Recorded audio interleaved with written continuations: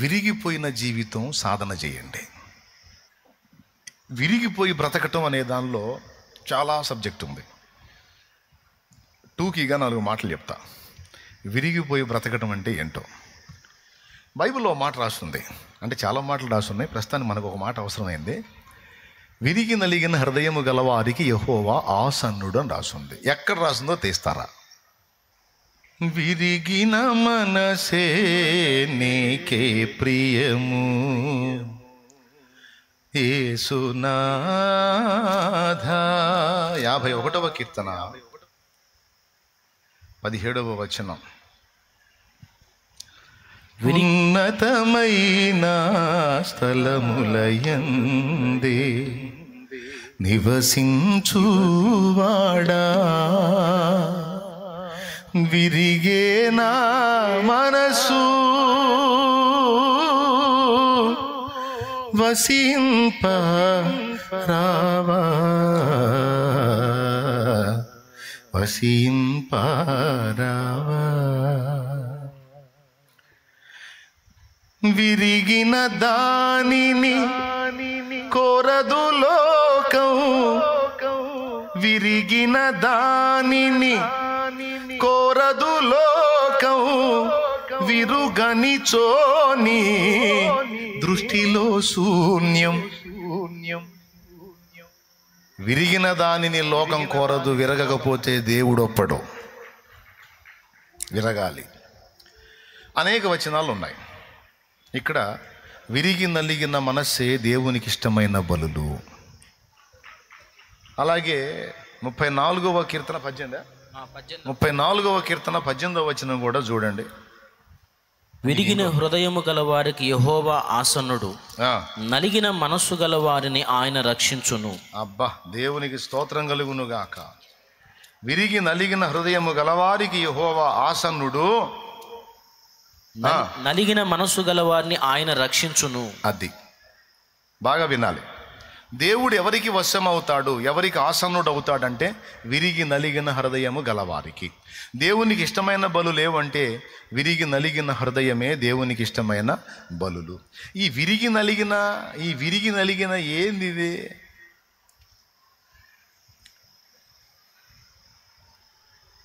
విరిగి నలిగిన మనస్సు ఏంది? దాన్ని దేవుడు ఇష్టపడటం ఏంది అంటే ఆ 1-2 వచనాలే కాదు, అసలు ఇంకో చోట అన్నాడు, విరిగి నలిగిన వాళ్ళ దగ్గరే నేను ఉంటానన్నాడు. యెషయా గ్రంథము 57వ అధ్యాయము 15వ వచనం చాలాసార్లు మీరు చదివి ఉండొచ్చు. చూడండి. మహాగణుడును మహోన్నతుడును పరిశుద్ధుడును నిత్య నివాసి అయిన వాడు ఇలాగూ సెలవిచ్చుచున్నాడు, నేను మహోన్నతమైన పరిశుద్ధ స్థలములో నివసించువాడను. అయినను వినయము గల వారి ప్రాణమును ఉజ్జీవింపజేయుటకును, నలిగిన వారి ప్రాణమును ఉజ్జీవింపజేయుటకును వినయము గల వారి యొద్దను దీన మనసు గల వారి యొద్దను నివసించుచున్నాను. అబ్బా, నివసించుచున్నాను అన్నాడు అంటే వారి దగ్గరే ఉంటున్నాను అని. విరిగిపోయిన వాడికి 2 లాభాలు ఉన్నాయి. విరిగిపోయిన వాడికి ఒకటి, విరిగిన వానికి దేవుడు ఆసన్నుడు అవుతాడు. అలాగే విరిగిపోయిన వానిని మనుషులు కూడా ఏం చేయలేరు. మళ్ళీ చెబుతా, ఇది చాలా ముఖ్యమైన విషయం. విరిగిపోయిన వానికి దేవుడు ఆసన్నుడు అవుతాడు. విరిగిపోయిన వానిని మనుషులు కూడా ఏం చేయలేరు. అంతే.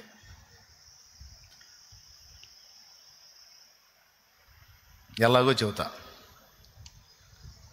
ఈరోజు మనిషి ఆవేదనకు గురవుతున్న కారణాలు ఏంటో అని వెతికితే మనం అహం.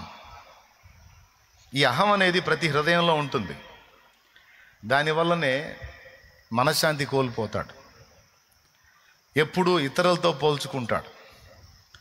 ఎవరు నన్ను ఒక మాట అనొద్దు, నేను అందరికంటే మిన్నుగా ఉండాలి, నేను అలా ఉండాలి, నేను ఇలా ఉండాలి, నేను ఆ పొజిషన్లో ఉండాలి, నేను ఈ పొజిషన్లో ఉండాలని ఈ నేను, అలా, నేను, ఇలా, నేను నేను నేను నేను ఈ నేను అనేదే అహం.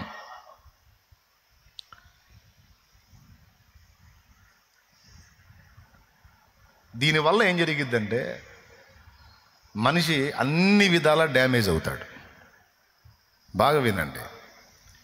ఇది ఎప్పుడైతే విరిగిపోయిద్దో వాని బ్రతుకులోకి అప్పుడు విశ్రాంతి ప్రవేశించింది. ఫర్ ఎగ్జాంపుల్, విరిగిపోవటం అంటే ఏంటో చెబుతా. యేసు ప్రభు రేంజ్ ఎక్కడ, మన రేంజ్ ఎక్కడ? ఎవడన్నా ఒక్క మాట మనల్ని అన్నాడంటే వాడిని ఏం చేయలేకపోతే కూడు నీళ్లు మానుకొని కూర్చొని ఆలోచిస్తూ ఉంటాం. ఏందిరా, ఏం లేదులే, చెప్పబోయ్, ఏం లేదులే, ఏంది నీ సోప్ ఏంది, వాడు నన్ను ఇలా అన్నాడు, వాడు నన్ను ఎగతాళి చేశాడు, సావాలనిపిస్తుంది నాకు, వాడు నలుగురిలో నన్ను నవ్వులు పాలు చేశాడు, వాడు నలుగురిలో నేను తలెత్తుకోలేని మాట మాట్లాడాడు, నాకు అసలు బతుకు మీదే విరక్తి పడుతుంది, నేను వాడిని మించుదామని ఎంత ట్రై చేసినా నా వల్ల కావట్లా, అందుకే ఎందుకు నా బతుకు, నేను బతకటం ఎందుకు, సావాలనుకుంటున్నాను అని కొంచెం ప్రెస్టేజ్ లాస్ అయితే, కొంచెం ఏదన్నా అంత అవమానం ఎదురైతే స్త్రీలలోనూ పురుషుల్లోనూ వేదన, విశ్రాంతి పోయింది. యేసు ప్రభుని తీసుకుందాం. యేసయ్య రేంజ్ ఎక్కడ, మన రేంజ్ ఎక్కడ? యేసు ప్రభు మనం ఒకటేనా? కెరూబులు, సెరాపులు, మహాదూతలు నిత్యము స్తుతిస్తారు ఆయన.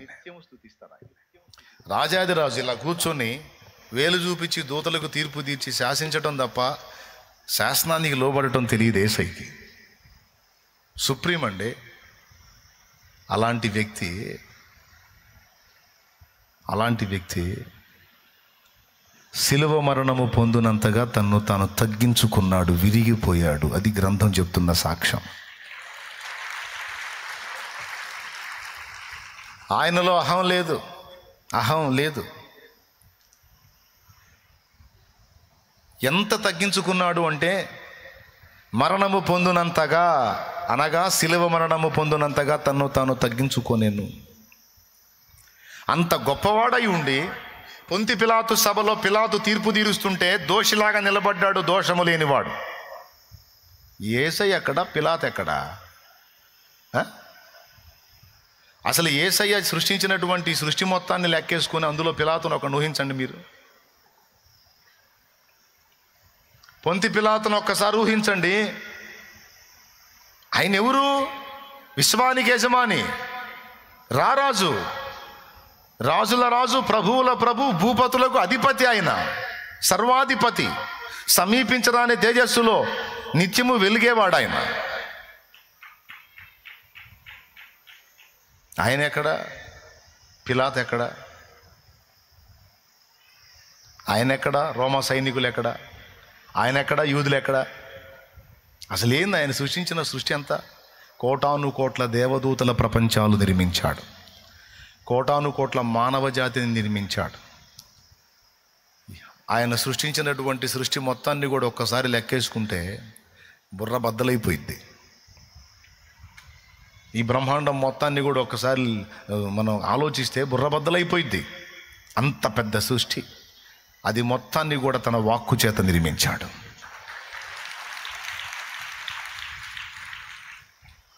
అది ప్రభు.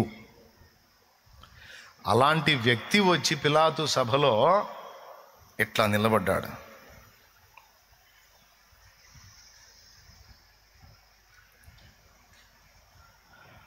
ఏమయ్యా, నెత్తి మీద రూపాయి పెడితే దమ్మిడి జల్లని వాళ్ళు ఇన్ని ఎచ్చులు పడుతున్నామే, మరి ఆయనకి ఎంత ఎచ్చులు పడాలి? ఆయన ఇంత మాట అంటే ఇంతసేటు గిలగిలగిల్లాడుతున్నామే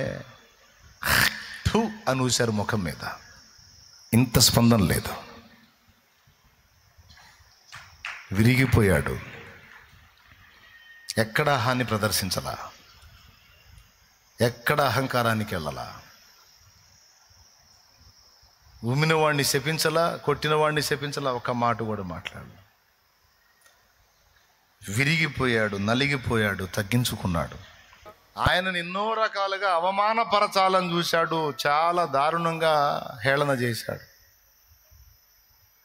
ఓకే, కానీ రా, టైం నీది, ఇప్పుడు టైం నీది, ఓకే, కానీ నువ్వేం చేయాలనుకున్నావు చేయరా, మొత్తం చేయరా, నేను అస్సలు ఏం స్పందించను. బా, హీరో అండి యేసయ్య. ఏం తొణకలేదుగా.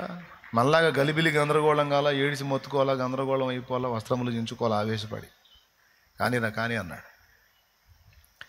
వాడు చేయాలనుకున్న అన్నీ చేయనిచ్చాడు, సైలెంట్గా భరించాడు. ఇవన్నీ అయిపోయిన తరువాత శిలువ మరణం దాకా వెళ్ళాడు, సమాధి చేయబడ్డాడు, అయిపోయింది. ఆదివారం ఇంకా చీకటిగా ఉండగానే దేవుడు ఆయనను మృతులలో నుండి లేపెను, తిరిగి పునరుత్థానుడై లేచాడు. లేచాడు, 40 దినములు శిష్యులో కనపడ్డాడు, ఆరోహణమై తండ్రి కుడి పార్శ్వమునపై కూర్చున్నాడు. ఇప్పుడు సైతాన్ ఎక్కడున్నాడు? యేసయ్య కంటే పైన ఉన్నాడా, కింద ఉన్నాడా? యేసయ్య శిలువ మరణము ద్వారా సాతాను నాశనమయ్యాడని గ్రంథం చెబుతుంది. అహాన్ని ప్రదర్శించలేదు. అహము విరిగిన స్థితిలో యేసు తన్ను తాను తగ్గించుకున్నాడు. తన ఘనతంతటిని కూడా బలిపీఠం మీద పెట్టేశాడు. అవమానమును లక్ష్య పెట్టలేదు. అవమానాన్ని నిర్లక్ష్యపరిచి తన ఎదుట ఉంచిన పరుగు పందెములో జయ జీవితాన్ని పొందాడు యేసయ్య. ఇప్పుడేం జరిగింది? ఉమ్మిచ్చినోడు, దెబ్బలు కొట్టించినోడు, నానా రకాలుగా అవమానపరిచినోడు వెధవైపోయాడు. ఆయనేమో అన్ని నామముల కంటే పైనామాన్ని పొందాడు. యేసు ప్రభువే మొట్టమొదటి మాదిరి మనకి, తర్వాత భక్తులు. ఇప్పుడు మీకు కూడా చెప్తున్నా, ఎవడి మీద నువ్వు ఏ విధమైన పోటీ పెట్టుకోకపోతే ఖతం, విశ్రాంతి వచ్చినట్టే నీకు. ఎవడితోనూ నువ్వు అహానికి పోకపోతే ఖతం, విశ్రాంతి వచ్చినట్టే నీకు. నీ విశ్రాంతిని దొంగిలించేది అహమే. ఆ విషయంలో నువ్వు విరిగిన నాడు దేవునికి ఇష్టడవు అవుతావు, మనుషులకు అందని వాడివి అవుతావు. ఎట్లాగో చెప్తా. ఒకసారి ఒకడు నా దగ్గరికి వచ్చాడు, ఫలానోడు నిన్ను పడేయాలని చూస్తున్నాడు అన్నా అన్నాడు. ఫలానోడు నిన్ను పడేయాలని చూస్తున్నాడన్నా అన్నాడు. నేను నవ్వుతా ఒక మాట అన్నాను, నిలబడ్డోడిని పడేస్తారు కానీ ఆల్రెడీ పడిపోయినోడిని ఎవడు పడేస్తాడు రా అన్నాను నేను. దేవునికి స్తోత్రం. ఏమన్నా అర్థమైందా మీకు? ఏమర్థమైంది చెప్పండి? నేల మట్టుకు పడిపోయి ఉన్నాను రా నేను, కనీసం నిలబడ్డా లేకపోతే వంగినా లేకపోతే కాస్త కూర్చున్నా పడేయడానికి ఛాన్స్ ఉంది. ఇక్కడ అంతా పడిపోయి ఉన్నాం. నేల మట్టుకు పడిపోయి ఉన్నా. నేల మట్టుకు పడిపోయినా ఇంకేం పడేస్తాడు వాడు? ఇంకొకటే అవకాశం ఉంది, లేపటం తప్ప పడేయటానికి లేదు ఛాన్సు.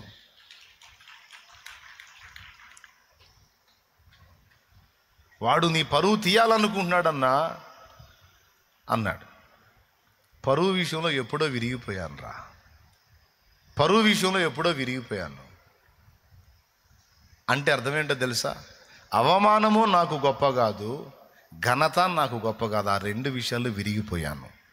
అవమానపరిచిన ఘనత వచ్చిన రెంటిని నేను లక్ష్య పెట్టదలుచుకోలేదు. ఆ విషయంలో నేను విరిగిపోయాను అన్నప్పుడు ఇక పరువు పోతుందనో లేదా పరువు పెరుగుతుందనో తపన ఉండదుగా. వాడు విర్రవీగుతున్నాడన్నా, వాడిని చూసి మనం కూడా విర్రవీగుదామా? వద్దురా బాబు, వాడినే విర్రవేగనే, మనం తగ్గించుకుందాం. ఏయ్ నేను గొప్ప అని మీసాలు తిప్పాడా? తిప్పురా బాబు, నువ్వు గొప్ప. సరే నేనే తక్కువ, సరే పో. ఇంకేం చేస్తాడు వాడు? నిన్ను రెచ్చగొడతాడు. నువ్వు స్పందించకపోతే వాడే వెధవైపోతాడు. నువ్వు స్పందిస్తే నిన్ను ఎదవం చేయడానికి చూస్తాడు. నువ్వు స్పందించకుండా విరిగిపోయి నువ్వు సైడ్ అయిపోతే ఫైటింగ్ లేదు. ఇక చాలా విషయాలలో హానికి పోయే మనిషి ఆవేదనకు, అవిశ్రాంతికి గురవుతాడు. దాని విషయంలో విరిగిన నాడు మనిషికి వేదన లేదు. దేవునికి స్తోత్రం కలుగును గాక. హల్లెలూయా. పైసలు వాడికంటే బాగా సంపాదించాలి, వాడికంటే 2 స్టేర్లు కట్టాలి, వాడికంటే పెద్దది, వాడు డబల్ బెడ్రూమ్ ఫ్లాట్ తీసుకుంటే నేను 3 బెడ్రూమ్ ఫ్లాట్ తీసుకోవాలి అని వాడు, వీడు, ఆమె, ఈమె అని ఎప్పుడు మనం ఇతరుల వైపు చూసి పోల్చుకొని సాతాను చేత శోధించబడి అహము చేత నింపబడి విశ్రాంతి కోల్పోతాం. అది విరిగిన నాడు గొడవే ఉండదు. దేవునికి స్తోత్రం కలుగును గాక. హల్లెలూయా. దేవుడు నాకు ఇచ్చేటప్పుడు నాకు ఇస్తాడు, నన్ను ఎత్తేటప్పుడు ఆయనే ఎత్తుతాడు. ఇచ్చినా ఇవ్వకపోయినా నాకున్నంతలో నేను ప్రశాంతంగా మనుగడ సాగిస్తాను. ఎందుకంటే చెప్తా వినండి. ఎందుకు అవి లక్ష్య పెట్టొద్దు, ఆ విషయంలో విరిగిపోండి అని నేను అంటున్నానంటే, భూమి మీద మానవ జీవితం అంతా కూడా ఒక కళ లాంటిది, ఒక భ్రమ లాంటిది. ఇది నిజం అనిపిస్తుంది కానీ నిజం కాదు. ఇది శాశ్వతం అనిపిస్తుంది కానీ స్థిరం కాదు. అనిపిస్తుంది కాసేపు కానీ స్థిరం కాదు. ఇది ఎలాంటిదంటే, భ్రమ అంటే మీకు చూపిస్తాను. రోడ్డు మీద హైవేలో ఎండవేళ పోతున్నప్పుడు, తార్ రోడ్డు మీద హైవేలో మనం ఎండవేళ పోతున్నప్పుడు నీళ్ల మడుగుల్లా కనపడతాయి. ఎంతమందికి తెలుసు? పర్ఫెక్ట్ కనపడిద్దా కనపడదా? నీళ్ల మడుగులా కనపడదా? నిజంగా అన్న నీళ్ల మడుగులాగే కనపడిద్ది, ఉన్నట్టే కనపడిద్ది. దానిలో చేతులు ఎత్తండి. రైట్. ఎప్పుడన్నా పోయి చూసావా? చూసినప్పుడు ఏం కనపడింది? కాలు పెట్టి చూసావా? అంటకపోయిద్ది, ఏముండదు ఆ నీళ్ళు. కానీ మనం చూసినప్పుడు మాత్రం నిజంగా అల్లంత దూరాన మడుగులు ఉన్నట్టు కనపడిద్ది. దానిని ఎండమావి అంటారు. నిజానికి అక్కడ నీళ్లుండవు కానీ ఉన్నట్టు భ్రమ కలుగుతుంది. ఈ భూమి మీద విర్రవీగిన వాళ్ళు, మిడిసిపడ్డోళ్ళు, నడమంతరంగా మిడిమేళంగా ఊరేగిన వాళ్ళు ఏరాయా? ఏమయ్యా? వాడట్టన్నాడు, ఈడట్టన్నాడు, వాడట్ట, ఈడిట్ట, ఆమట్ట, ఏమట్ట ఆమట్ట అన్నోళ్ళందరూ ఏరి?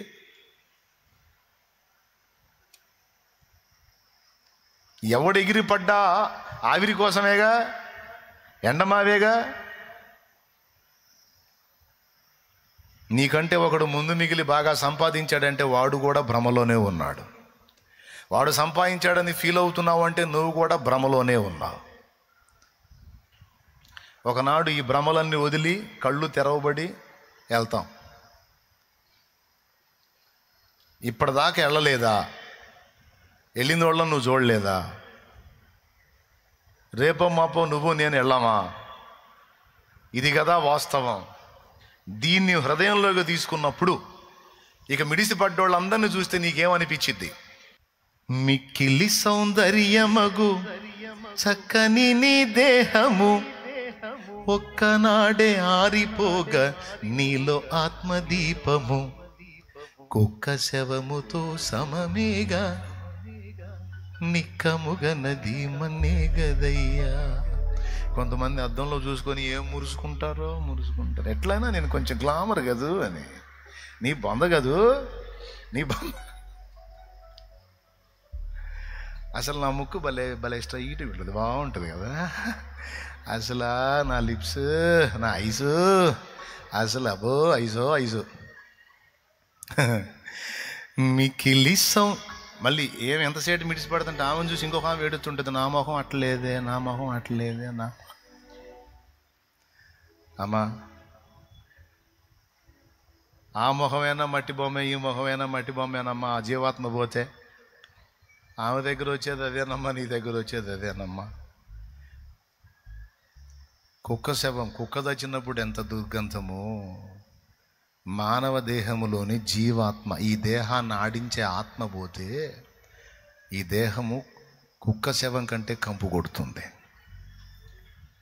ఇది వాస్తవం కదా, ఇది నిజం కదా. కానీ ఏం చేద్దాం? భ్రమే జనానికి భ్రమే మజా. అది ఎండమావిరా, అది నీళ్ళలా కనపడిద్దిరా, నిజం కాదురంటే ఏమో బ్రదర్, తర్వాత సంగతి కనపడుతుంది. ప్రస్తుతానికైతే అదే ఆత్మ అంటుంటాడు. అట్లా అయిపోయింది మనిషి మైండ్. కానీ నేను చెప్పిన వాస్తవాన్ని వాస్తవిక కోణంలో ఆలోచిస్తే ఇక ఆవేదన ఉండదు, ఇక ఏ విధమైన ఒత్తిడి ఉండదు, ఎవరితో పోటీ ఉండదు, నాకు వాళ్ళకు ఉన్నది నాకు లేదన్న ఫీలింగ్ ఉండదు. ఆ విషయాలన్నింటిలో విరిగిపోతే పెళ్లి చేసుకొని ఆనందంగా తిరుగుతున్న వాళ్ళని చూసి పెళ్లిగానం బాధపడుతుంటుంది. అమ్మో వాళ్ళన్నీ పొందేసుకుంటున్నారు వాళ్ళమో చట్టపట్టాలు వేసుకొని తిరిగేస్తున్నారు, నాకేం లేదురా బాబోయ్ అని. పొందినోళ్ళ బాధ పొందినోళ్ళది, పొందనోళ్ళ బాధ పొందనోళ్ళది. 1000 మందిని చేసుకున్నాడు సొలొమోను. చివరికి ఏం మిగిలింది నాయన అంటే మెంటలోడు మాట్లాడినట్టు మాట్లాడాడు. దేవునికి స్తోత్రం కలుగును గాక. హల్లెలూయా. ఏం లేదు. ఎవరు పొందినది ఏంటి? గడిచిపోయిన నిన్నట్లో నేటికి మిగిలింది ఏంది? తీసుకొస్తావా నిన్నటినే? తెస్తావా మొన్నటినే? తెస్తావా అటు మొన్నటినే? తెస్తావా నీ పెళ్లినాటి అనుభవాలను ఆ రోజునే? లేదు, అంతా గతం గడిచిపోతుంది. గడిచిపోయిన నిన్నట్లో నేటికి మిగిలింది ఒక జ్ఞాపకం తప్ప ఏమీ లేదు నిన్నటి అనుభవాల్లో. అది నేను చెప్తాను. ప్రతిదీ వాస్తవిక కోణంలో చూడాలి ఒక సత్క్రైస్తవుడు. అప్పుడే వాడు అహం విరిగిన జీవితాన్ని జీవిస్తాడు. ఎప్పుడైతే అహం అనేది విరిగిపోతుందో అప్పుడు మనిషి హృదయంలో విశ్రాంతి. కొబ్బరి టెంకాయ కొడతారు గుడికి పోయి. కొట్టే వాళ్ళని అడగండి ఎందుకు కొడుతున్నామని. దేవుడికి ఏమన్నా కొబ్బరి చెప్పుల స్పెషల్ టేస్టా? దేవుడు ఏమన్నా మనం కొట్టే కొబ్బరి చెప్పులను తీసుకుంటాడా? మరి ఎందుకని పెద్దలు కొబ్బరి టెంకాయని తీసుకెళ్ళి చూపించారు, ఇది కొట్టండ్రా అని? అంటే ఒక పాఠం కోసం చెప్పారు ఆ మాట. దేవుని దగ్గరికి వెళ్ళి కొబ్బరి టెంకాయ కొట్టండి కాదు, కొబ్బరి టెంకాయ పగలగొట్టండి.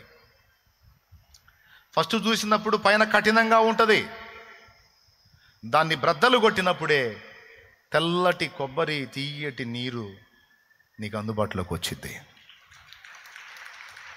అట్లాగా కఠినమైన కొబ్బరికాయను పగలగొట్టినప్పుడు తెల్లని కొబ్బరి ఆహారానికి, తీయని నీరు దాహానికి ఉపయోగపడ్డట్టు కఠినమైనటువంటి హృదయాన్ని, అహముతో నిండిన హృదయాన్ని బ్రద్దలు కొట్టి చూడండి రా, అప్పుడు ఉంటుంది లైఫ్ అంటున్నాడు ఆయన.